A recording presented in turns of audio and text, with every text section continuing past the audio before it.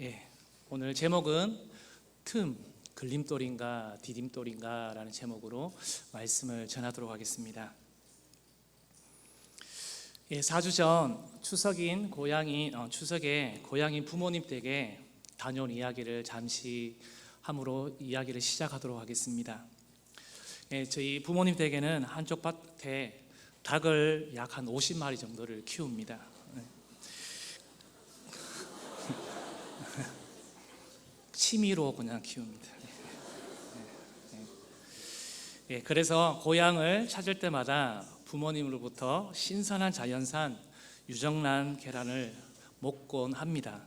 그래서 요즘은 그렇게 먹기 힘든데 바로 그 즉석에서 이렇게 알을 깨어서 이렇게 먹고 이렇게 하거든요.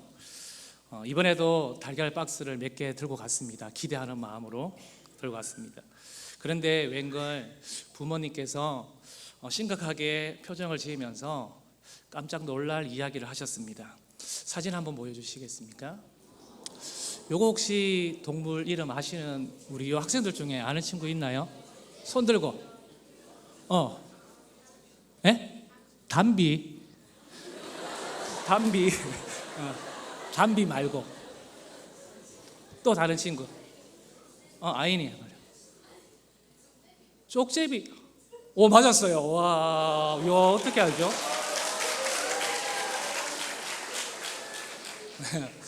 예, 이놈이 닭장에 들어와서 50마리를 다 죽여버렸습니다. 결국.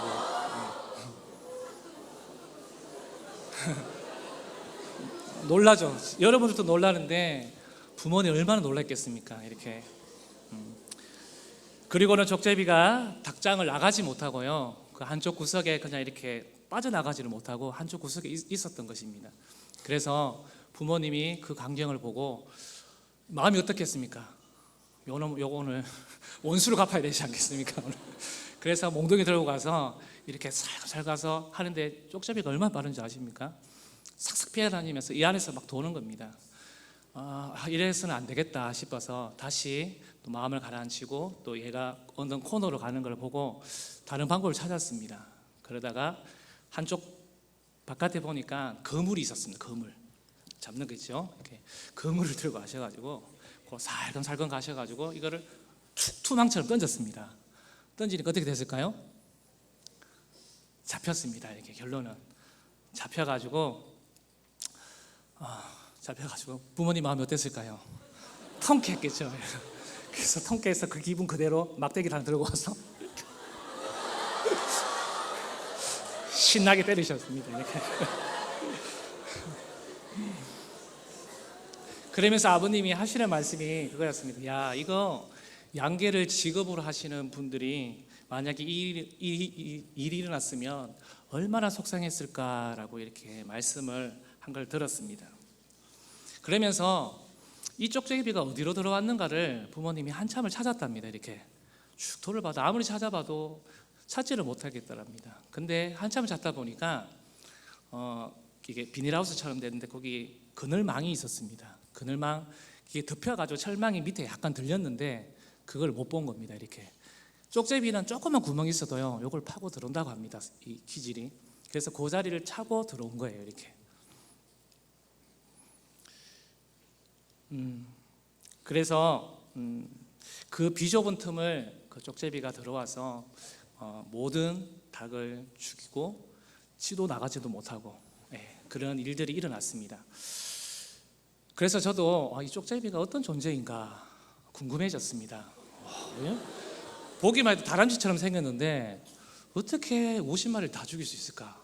그것도 그 하루에 그냥 다 죽이고. 그래서 제가 인터넷을 한번 찾아봤습니다. 이게 쪽제비 인터넷 나무 위키. 우리 집사님 한번 읽어주십시오. 이렇게 어디 갔죠?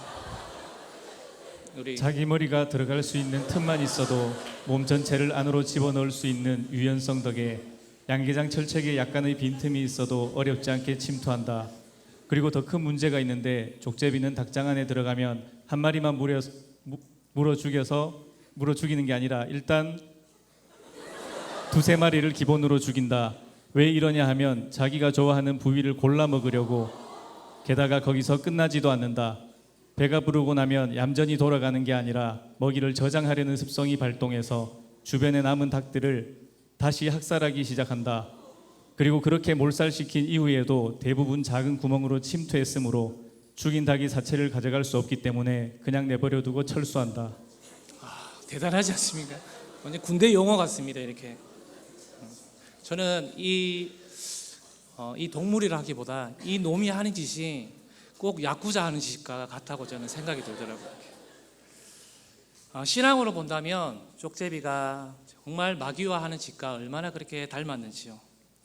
신앙생활 잘하고 있는 우리에게도 신앙생활 이 정도면 잘하고 있지 이렇게 방심할 그때에 성도님들의 건강, 그리고 성도님들의 물질, 그리고 성도님들의 자녀, 이 관계의 틈을 침투하여서요, 나 자신뿐만 아니라 주변 사람까지 파괴하고 넘어뜨린다는 것입니다. 우리의 영적 생활도 마찬가지가 아닐까 생각이 듭니다. 신앙생활을 빠지지 않고 오랫동안 교회를 다녔는데도 왜 그렇게 믿음이 흔들립니까? 이것을 한번 우리가 조명해 보았으면 좋겠습니다. 예배 시간에 습관적으로 조는 사람, 그리고 습관적으로 폰을 만지작거리는 사람, 이것이 은혜 받는데 작은 틈이 되어 결국은 예배 자리에 우리 모두 이 시간 똑같이 앉아 있습니다. 근데 그 사람의 믿음은 늘 제자리 걸음하는 것입니다. 바로 이것이 우리의 영적으로 세워지지 못하도록 쪽제비 같은 마귀가 하는 짓임을 우리는 알아야 합니다. 틈이라는 것을 우리가 사전에 한번 찾아보면요, 벌어져 사이가 난 자리 이렇게 적혀 있습니다. 작은 틈이 건물을 넘어뜨릴 수 있습니다. 그리고 댐을 무너뜨릴 수 있습니다. 때론 아무 생각 없이 아니면 감정 실어 뱉은 말이 친구의 우정을 깨기도 하고요, 심지어는 부부의 관계를 갈라지게끔까지도 한답니다. 우리의 신앙생활 가운데서도 어떤 영적인지는 몰라도 그 틈을 통해 쪽제비가 슬금슬금 우리 가운데 찾아온다는 것입니다. 그 틈은 그 시작을 알리는 징조인데, 바로 이것이 우리에게 걸림돌이 될 것인지 아니면 디딤돌이 될 것인지는 우리 믿음에서 간격이 벌어지게 된다는 것입니다. 만약 여러분 신앙생활 속에 뭔가 모르게 이전에 느끼지 못한 답답함, 양심의 무지함, 삶의 기반이 흔들리고 있습니까? 그것이 감지되어 느껴진다면 그나마 은혜이죠. 그것조차 느껴지지 않고 어디서 왜 그 원인이 찾아온지 모른다면 정말로 심각한 것입니다. 그래서 틈이 찾아올 때 어떻게 우리 신앙인으로서 대처해야 할지를 오늘 세 가지를 통해서 나누도록 하겠습니다. 첫 번째입니다. 적당한 믿음으로 살지 않기입니다. 원래 우리는 하나님과 우리 사이는 원래 하나로 붙어져 있어야 합니다. 그러나 죄로 인해 틈이 생기고 갈라지게 되었다는 것입니다. 그런데 여기서 문제는 이것에 대한 인간들이 심각성을 느끼지 못한다는 것입니다. 더 나아가 심각한 것은 하나님을 믿는 사람들조차 하나님과 틈이 벌어졌음에도 불구하고 그것이 문제라고 전혀 생각하지 않는다는 것이 진짜 심각한 것입니다.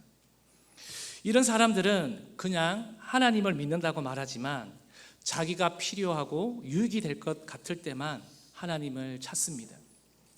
다른 때는 하나님 없는 것처럼 살아가고 거리를 스스로 두고 살아갑니다. 누군가는 이렇게 말합니다. 야, 이 사람아, 너 적당히 예수 믿어.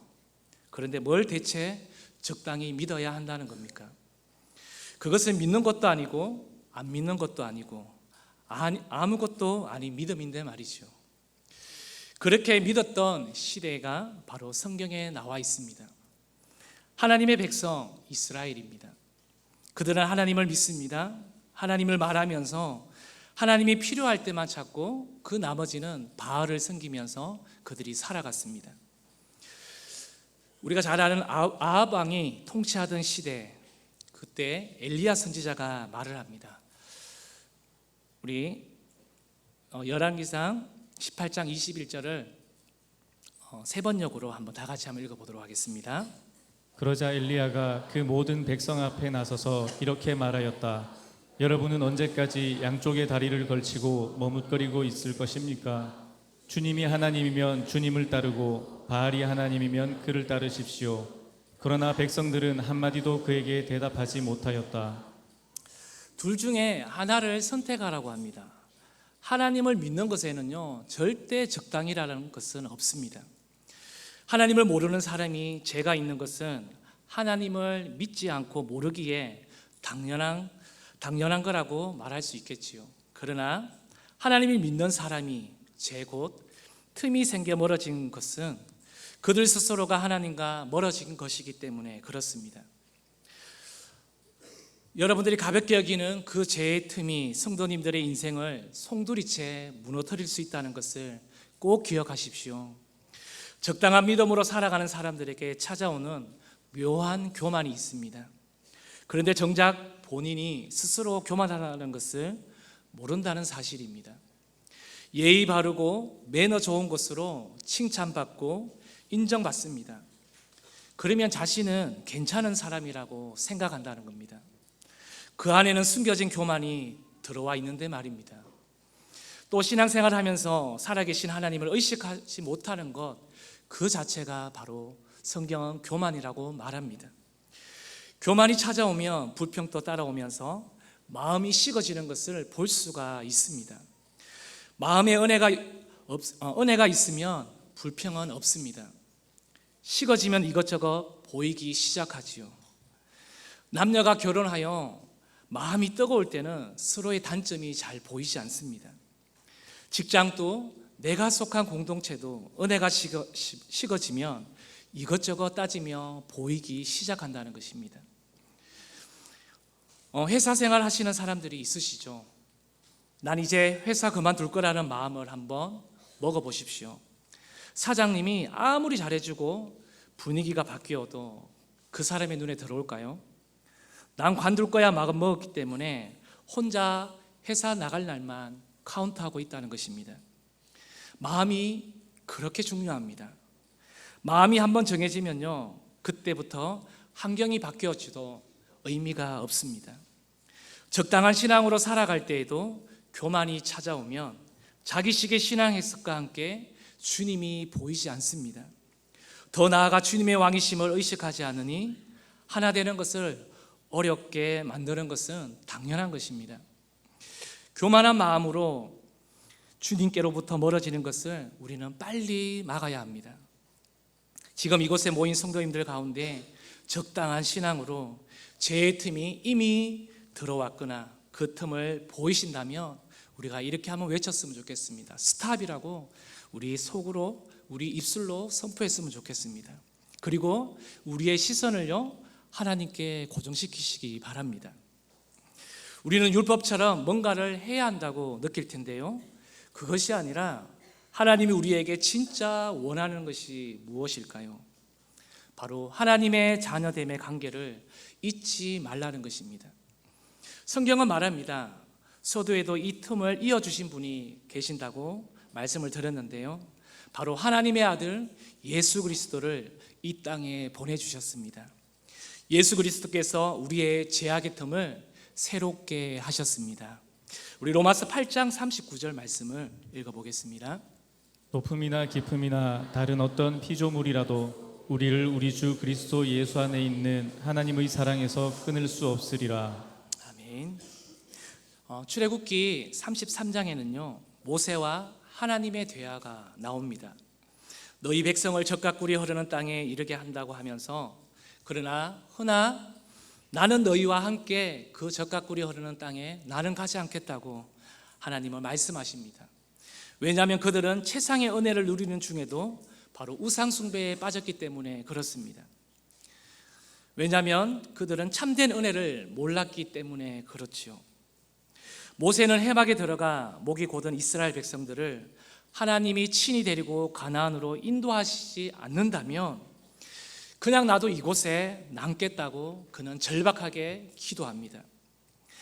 나와 주의 백성이 주께 은총 받았음을 무엇으로 내가 알겠습니까? 하나님이 어떤 분이신지를 저는 이 시간 보고 싶습니다 라고 그는 기도 가운데 외치기 시작했습니다. 그래서 하나님의 영광을 보여달라고 하니 하나님이 뭐라고 하십니까? 33장 19절 말씀을 읽겠습니다. 여호와께서 이르시되 내가 내 모든 선한 것을 내 앞으로 지나가게 하고 여호와의 이름을 내 앞에 선포하리라.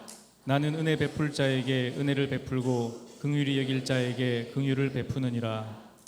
예, 모세는 하나님의 찬란한 위대한 모습을 보여달라고 했는데 하나님은 하나님의 성품의 핵심인 바로 하나님의 선하심을 보여주십니다. 그러면서 모세에게 이렇게 외칩니다. 너 지금 바위 위에 서라고 말씀하십니다. 우리 21절도 한번 읽어보겠습니다. 여호와께서 또 이르시기를 보라 내 곁에 한 장소가 있으니 너는 그 반석 위에 서라. 예, 내 영광이 지나갈 때에 계속 읽어주십시오. 23절까지. 내 영광이 지나갈 때에 내가 너를 반석 틈에 두고 내가 지나도록 내 손으로 너를 덮었다가 손을 거두리니 내가 내 등을 볼 것이요 얼굴은 보지 못하리라. 예, 우리 이 장면은 아마 성경을 읽으면서 많이 보았을 것입니다. 정말 이 장면은 보잘것없는 인생에게 인간에게 베푸신 한없는 하나님의 사랑을 볼 수 있는 대목입니다. 우리는 이 바위를 더 넓게 해석한다면요, 바로 예수님이라고도 볼 수도 있습니다. 그 바위 틈은 안전한 곳입니다. 그 틈에 모세를 두고 내 손으로 덮었다고 말합니다. 안전하게 해주셨다는 것이죠. 여호와의 영광을 보고도 죽지 않도록 안전하게 그 하나님의 손으로 덮어주셨다는 것입니다. 죄인된 우리는 하나님을 있는 그대로 볼 수도 없고 하나님의 영광이 반사하여 빛이 비춰지는 그 모습만 볼 수가 있습니다. 하나님께서 인생 가운데 등을 보여주셨다는 것은요, 바로 하나님의 거룩하고 위대한 뜻이 우리의 삶 속에 이루어질 때 우리는 아파하고 지쳐합니다. 때로는 그것이 하나님의 손길인지 모르고 우리는 지나갈 때가 있다는 것입니다. 우리 누군가와 이렇게 이야기할 때 혹시 등을 보고 이야기하는 사람들이 있습니까? 깊은 얘기를 하는데 등 보고 이렇게 이야기하는 사람이 있습니까? 물론 열받았을 때는 그럴 수 있겠죠. 그 외에는 우리가 정상적인 사람이라면 얼굴과 얼굴을 보면서 이야기하는 것이 당연한 것입니다. 그럴 때 너무 힘들어서 모세는 말합니다. 주여 내게 당신의 얼굴을 보여주소서. 이런 외침이 나오지 않겠습니까? 또한 울음 섞인 절규가 나올 때가 있지 않겠습니까? 그때 내 얼굴은 하나님께서 말씀하십니다. 그때 네가 내 얼굴은 볼 수 없지만 내 등은 네가 볼 것이라고 하나님은 말씀하십니다. 이 말씀은 뭐냐면요, 내 인생보다 먼저 앞서 지나가신 하나님의 계획들의 선하심을, 즉 뒷모습을 너는 보게 될 것이라고 하나님은 말씀하시는 것입니다. 우리가 지나간 그 걸음걸음마다 때로는 가슴 아프고 힘들고 원망하는 일들이 있지 않습니까? 그런데 하나님께서 말씀하시는 것은 뭐냐면 내가 먼저 너의 인생의 계획 가운데 내가 먼저 너보다 앞서갔어. 그 앞에서 내가 바로 나의 등을 보여준 거라는 것입니다. 결국 그 말은 무슨 말입니까? 우리가 하나님을 쫓아서 걸어왔다는 것입니다. 이것이 은혜이지 않겠습니까? 우리 모두 이런 하나님의 은혜와 긍휼을 보기를 소망합니다. 우리가 예수님을 구원자로 믿었다면 오늘 이곳에서 예배하는 여러분들은 시간이 지나도 적당히 예수 믿지 않기를 소망합니다. 대흥교회다가 빡세다고요? 어찌 내 생명과 맞바꾸셨는데 그 은혜를 잊고 또 옛 자아로 대충 살아간다는 말입니까? 적당한 신앙으로 머무르지 마시고 세찬 바람에도 그 안에 하나님의 선하심, 손이 덮어주는 은혜가 넘쳐날 줄로 믿습니다. 두 번째입니다. 우리는 익숙함으로 살지 않기입니다. 여러분들은 신앙의 연륜을 갖기 위해서 우리 교회에 오면 여러 가지 경건의 훈련, 그리고 성경 공부, 때로는 문제 앞에 절박한 금식, 또한 각종 예배 참석을 통해서 우리의 연약한 믿음을 성장토록 애써갑니다. 그러나 죄는 우리가 생각지도 못한 틈을 타서 빠르게 유입이 됩니다. 우리의 생각과 마음을 파괴시키죠. 이스라엘 광야교회도 마찬가지였습니다. 그들은 하나님의 말씀과 기적도 계속 일어나니 그 삶에 익숙해져 버렸습니다.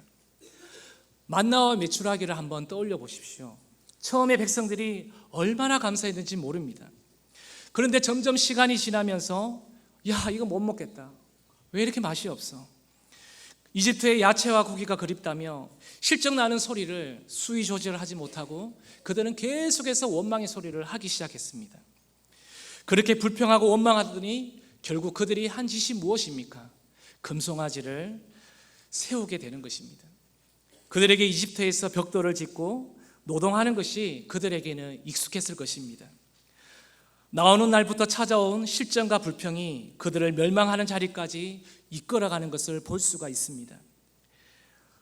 이곳에 나온 우리 학생들과 성도님들에게 한번 물어보겠습니다. 어느 날부터 예배가 익숙해지고 설교가 지루하고 교회 생활의 감동이 사라지셨습니까? 한번 스스로 한번 점검해 보십시오. 만약 이러한 삶의 패턴에 빨리 대처하지 않으면 마음이 둔해져서 곧 죄가 그 속에 들어오게 될 것입니다. 초신자는 태도가 다릅니다. 교회 등록에서 1, 2년 차는 정말 뜨겁습니다. 여러분들 헬스장 또 오래 다닌 사람들은 몸에 대한 지식도 늘어나고 어떤 기구를 이용해서 근육 부위를 만들 수 있을지 실력도 하루하루 지나가면 늘어납니다. 그리고 근육도 늘어나는 것을 볼 수가 있죠. 그런데 신기하게 교회는 이상합니다. 왜 오래 다니는 사람들 안에서 신앙이 더 미지근해지고 사라져갈까요? 이젠 특별 기도회라든지 특별 집회가 있다 해도 그것이 나에게 부담이 되어지고 기대와 감흥이 식어진다면 스스로 오늘 이 밤에 다시 한번 진단해 보시는 밤이 되었으면 좋겠습니다.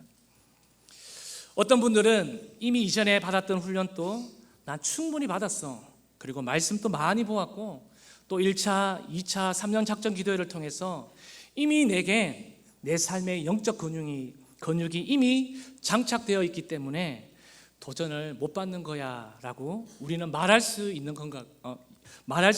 있을 걸까요? 우리 익숙함이라는 말을 한번 봅시다. 한번 같이 읽어볼까요? 어떤 대상을 자주 보거나 겪어서 처음 대하지 않는 느낌이 드는 상태에 있다. 이 익숙함은 어떻게 보면 좋은 반응일 수 있습니다. 그런데 신앙생활 속에서 대부분 익숙함에 속아 소중함을 잃어버리는데요. 교회 안에서도 바로 이 익숙함이라는 자만에 빠져 있기 때문에 그렇습니다. 익숙함이 계속되어지면 죄가 빨리 우리에게 스며들어오게 됩니다. 나를 익숙하게 만들어 나를 새롭게 하지 못하는 것이 무엇인지 돌아보십시오. 성도님들은 어느 곳에서 예배하십니까? 가까운 일상으로 들어가 보면 늘 5분, 10분 늦어서 카페나 소예배실에서 그냥 예배 드리고 있지는 않습니까? 물론 아이들 때문에 예배 드릴 수 있습니다. 아니면 아예 교회 마당에는 주차하셨지만 그냥 차 안 온라인으로 적당히 예배하십니까? 물론 이렇게라도 오셔서 예배하는 것은 정말 귀합니다. 그런데 한두 번은 괜찮지요. 몸이 불편해서 어쩔 수 없이 드리는 것도 뭐라고 말할 수는 없습니다. 그런데 특별한 사유 없이 이러한 예배가 습관적으로 되어지시는 분들은 한번 돌아보셨으면 합니다. 이런 분들에게 도전합니다. 편하고 몸이 건조한 그 자리에서 일어나 5분, 10분 조금만 더 일 처리를 하시고 예배의 자리를 더 사모함으로 침노해 보시지 않으시겠습니까? 늘 똑같은 만나와 메추라기지만 내 마음이 달라지면 그 만나와 메추라기의 은혜는 날마다 다른 것입니다. 하나님이 허락하신 최고의 음식이 될 것이고 주님을 묵상하고 바라보게 하는 생명의 양식이 될 줄로 믿습니다. 이스라엘 백성들은 홍해를 건넌 후에 사흘길을 건너서 마라에 도착했습니다. 그런데 마라에 물이 섰어 마실 수가 없었습니다. 그러자 이스라엘 백성들이 우리가 무엇을 마실까 하면서 모세를 원망하며 실정을 내는 모습을 또한 볼 수가 있습니다.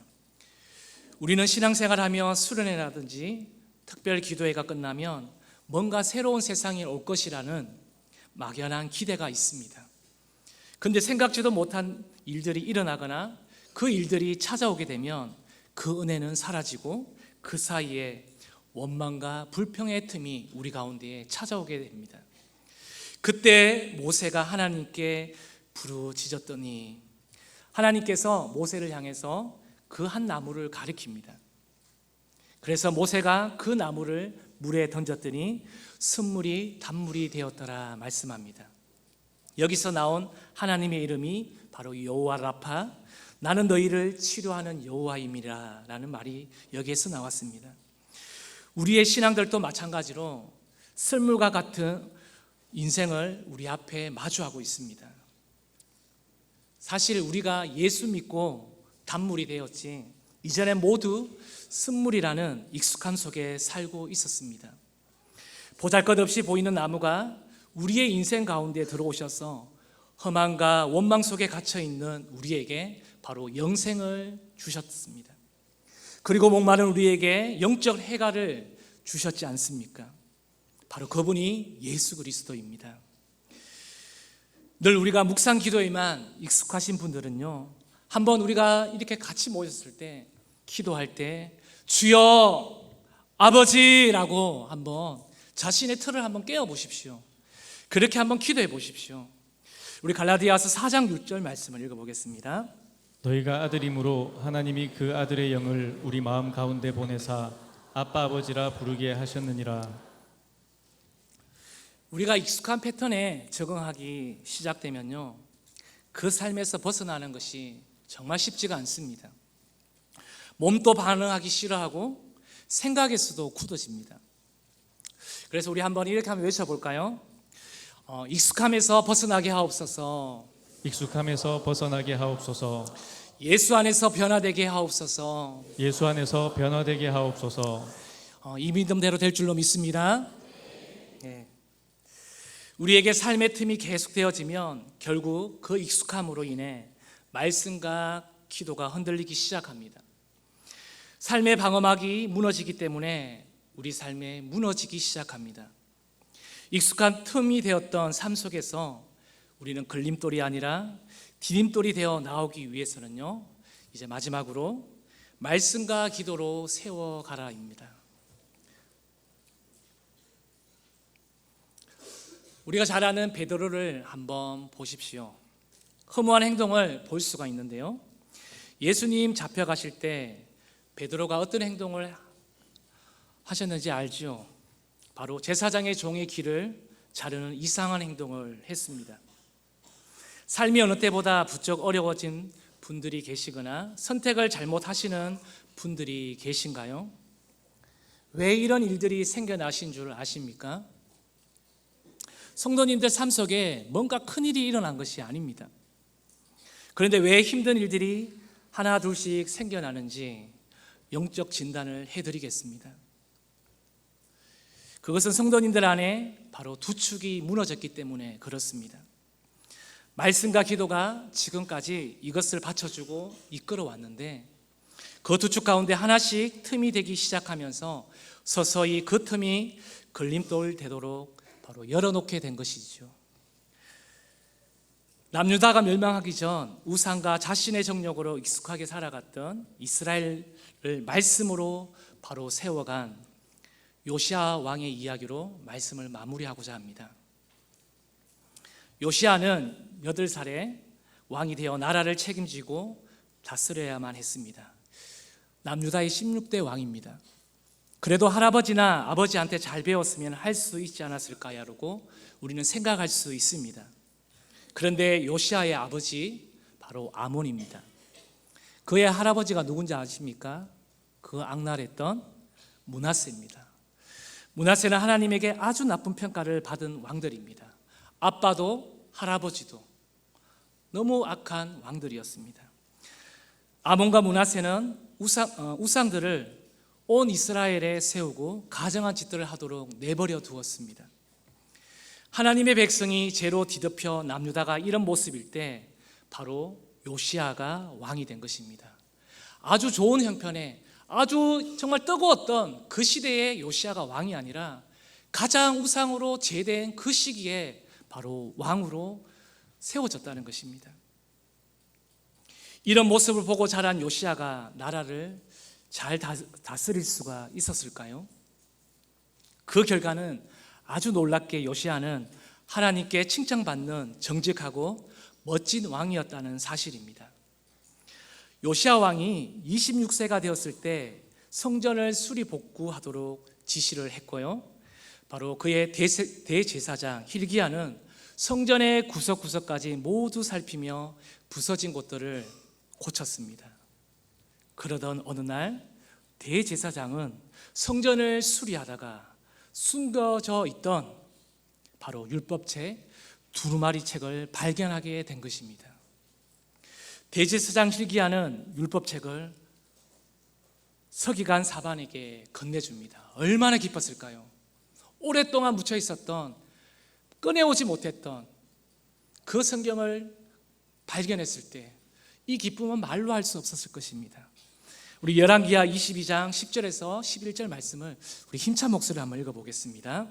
또 서기관 사반이 왕에게 말하여 이르되 제사장 hil기야가 내게 책을 주더이다 하고 사반이 왕의 앞에서 읽음에 왕이 율법책의 말을 듣자 곧 그의 옷을 찢으니라.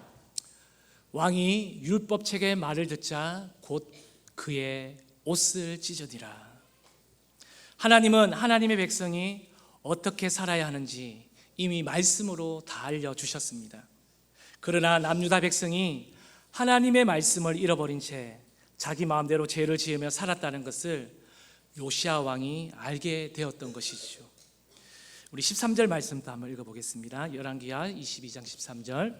너희는 가서 나와 백성과 온 유다를 위하여 이 발견한 책의 말씀에 대하여 여호와께 물으라.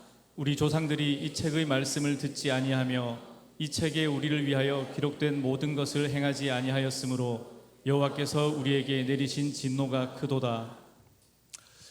바로 이 율법책을 발견한 요시야 왕은요, 진단을 내렸습니다. 어떻게 진단을 내렸습니까? 이 책의 말씀을 우리가 듣지 아니했다. 그리고 우리를 위하여 기록한 모든 것을 행하지 아니하였으므로 여호와께서 우리에게 내리신 진노가 크도다. 진단을 발견하게 되었습니다. 그렇게 요시야 왕은 진심으로 하나님 앞에서 그 진단 앞에 어떻게 행동했습니까? 옷을 찢으며 어떻게 했다고요? 전심으로 회개하며 울었습니다. 그리고 이제 남유다를 어떻게 다시 세워야 하는지 그는 깨닫게 되었습니다. 그 율법책이 바로 디딤돌이 되어 바로 하나님의 말씀대로 살아가는 길이었음을 그는 발견하게 되었습니다.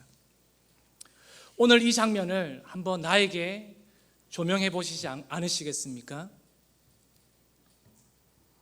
정작 말씀을 듣지만 말씀대로 살지 못하는 내 삶, 어느덧 내 신앙에 하나님과 틈이 벌어져 꾸역꾸역 이 자리는 날마다 빠지지 않고 자리는 채웁니다. 늘 그 자리에 앉아 있습니다. 그리고 끊임없이 찬양도 합니다. 손을 들기도 합니다. 반응하는 대로 아멘도 합니다. 그런데 이 가슴에는요, 어떤 말씀의 선포와 그리고 그 찬양의 가사가 들어와도 이 가슴은요, 익숙해져서 변하지가 않는 것입니다. 오래된 것입니다. 어쩌면 우리 제자비전 아이들도 이 자리에 앉아 있지만 이 자리가 익숙해질 수 있습니다. 누구보다도 많은 예배를 드립니다. 그런데 이 자리에 그냥 앉아만 있다면요, 시간은 지나서 흐르지만 결국 내가 치러야 할 것들이 큽니다. 내가 여기를 졸업할 때는, 졸업하기 전까지는 선생님의 강요와 또 부모님의 강요와 여러 가지로 인해서 내가 반응할 수 있습니다. 그런데 여기를 졸업하고 세상으로 나갈 때 진짜 홀로 내가 마주할 그 세상 앞에, 대학이라는 관문 앞에, 직장이라는 관문 앞에서 내가 어떻게 반응하며 살아가시겠습니까? 그 힘든 시간 속에서 내 가슴을 울리는 것이 무엇입니까? 말씀을 들어도 변화가 없습니다. 저 말씀 인터넷에 많은데, 유튜브 들어가면 많은데, 매일 듣는 말씀인데 내한테 익숙함으로 젖어 있지는 않습니까? 주님과 친밀한 일에 우리 다시 한번 주력해 보시지 않겠습니까? 우리가 영상 큐티 하려고 유튜브에 들어갔는데 고작 그 영상 큐티는 10분, 15분 내어드리고 나머지는 그 알고리즘에 뜨는 다양한 콘텐츠에 내 눈이 뺏기고 그곳에서 2-3시간 마음이 뺏겨 있다면 뭔가 내 양심이 지금 무너져 있는 것이 아닙니까? 주변의 믿음의 근거의 소리가 우리에게 계속해서 들려지는데도 불구하고 나는 그 말씀을 계속해서 반사해냅니다. 늘 들었던 말이야. 우리 목사님도 얘기했고 목자 목녀님도 얘기했고 교사도 얘기하고 심지어 내 아내도 얘기하고 지겹다 지겨워. 혹시 그러고 있지는 않습니까? 내 마음이 얼마나 지금 닫혀있고 교만해 있는지를 한번 보십시오. 저는 누구를 탓하고 싶지 않습니다.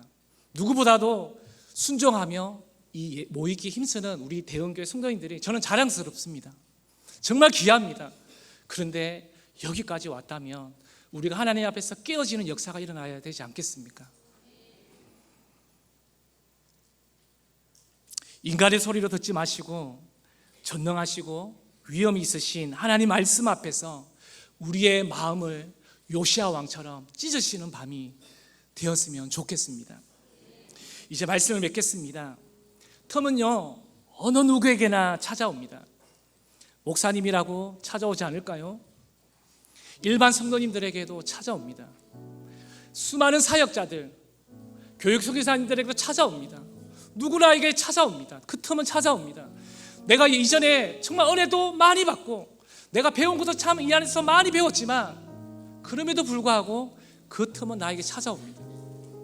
그 틈을 통해서 나는 넘어질 수 있습니다. 그러나 그러한 상황 속에서 내 신앙이 문제 앞에 걸림돌이 되느냐 아니면 주의 말씀을 주야로 묵상하며 바로 디딤돌 대신 주의 말씀을 붙드는 사람이 되느냐 하는 것은 바로 오늘 이 밤 내가 선택하는 것입니다. 그 사람만이 어떤 제약의 틈에도 넘어지지 않는 사람인 줄로 믿습니다. 오늘 그 누가 요시아 왕 같은 사람이 되겠습니까? 부모도 친구도 모두 악한 길로 갈 때에 옆에서 나를 유혹하고 나를 잘못된 길로 인도하고 옆에서 나에게 욕을 하고 거짓말을 하고 나를 잘못된 길로 인도함에도 불구하고 그럼에도 불구하고 여러분들 가운데에 요시아의 길로 그리고 다윗의 길로 가지 않으시겠습니까? 우리 죄송하지만 다 같이 한번 일어나 볼까요? 이제 말씀 마무리하려고 합니다. 앉아 계셔서 힘드셨죠? 우리 하나님이 이 말씀을 한번 선포하시면서 하나님 나도 이 길로 가고 싶습니다. 좀 선포했으면 좋겠습니다. 열왕기하 22장 2절 말씀입니다. 같이 한번 읽어보겠습니다. 요시아가 여호와 보시기에 정직히 행하여 그의 조상 다윗의 모든 길로 행하고 좌우로 치우치지 아니하였더라. 아멘. 우리 인생의 틈이 밀려오고 마귀가 속삭여도 하나님의 말씀과 기도로 디딤돌 되어 승리하시는 우리 믿음의 성도님들이 다 되시기를 축복합니다. 우리 미가서 6장 6절에서 8절 말씀을 우리 힘있게 선포하시면서 하나님께서 나는 이거를 원한다, 나는 너희와 동행하기를 원한다, 오늘 우리에게 한 사람 한 사람을 건면하시고 권고하시면서 나와 함께 가자고 말씀하십니다. 우리 한번 힘있게 마지막으로 진짜 믿음으로 한번 선포해 주십시오. 가슴으로 선포하시고요, 이성으로도 선포하시고 내 온몸을 다해서 한번 선포했으면 좋겠습니다. 우리 힘있게, 우리 학생들도 힘있게 한번 선포했으면 좋겠습니다. 시작. 내가 무엇을 가지고 여호와 앞에 나아가며 높으신 하나님께 경배할까? 내가 번제물로 1년 된 송아지를 가지고 그 앞에 나아갈까? 여호와께서 천천의 수량이나 만만의 강물 같은 기름을 기뻐하실까? 내 허물을 위하여 내 맏아들을 내 영혼의 죄로 말미암아 내 몸의 열매를 드릴까? 사람아, 주께서 선한 것이 무엇임을 내게 보이셨나니 여호와께서 내게 구하시는 것은 오직 정의를 행하며 인자를 사랑하며 겸손하게 내 하나님과 함께 행하는 것이 아니냐. 아멘. 다 같이 아멘. 내 하나님과 함께 행하는 것입니다. 아멘입니까? 절대 나는 홀로 있는 것이 아닙니다. 하나님의 그 말씀과 기도의 두 축이 우리를 붙잡아 주면요, 절대 흔들리지 않습니다. 우리 대형교회는 이미 담임 목사님께서 제자 훈련을 위해서 이미 기초가 단단해 있습니다. 그래서 일당 100의 역할을 하고 있는 것이 바로 우리 대형교회입니다. 저는 믿습니다. 진짜 우리 목사님께서 말씀하신 것처럼 세계에서 우리 교회를 몰려오게 할 것입니다. 확신하십니까? 우리의 믿음만큼 보여주십니다. 기억하라고 합니다. 너희는 옛적 일을 기억하라고 합니다. 아침에 말씀하셨죠. 이 기적을 믿는 사람이 결국 나에게도 일어나고 교회에도 일어나고 우리 가정에도 일어날 줄로 믿습니다. 우리 이 찬양 하나님 앞에 전심으로 고백하시면서 나아갔으면 좋겠습니다.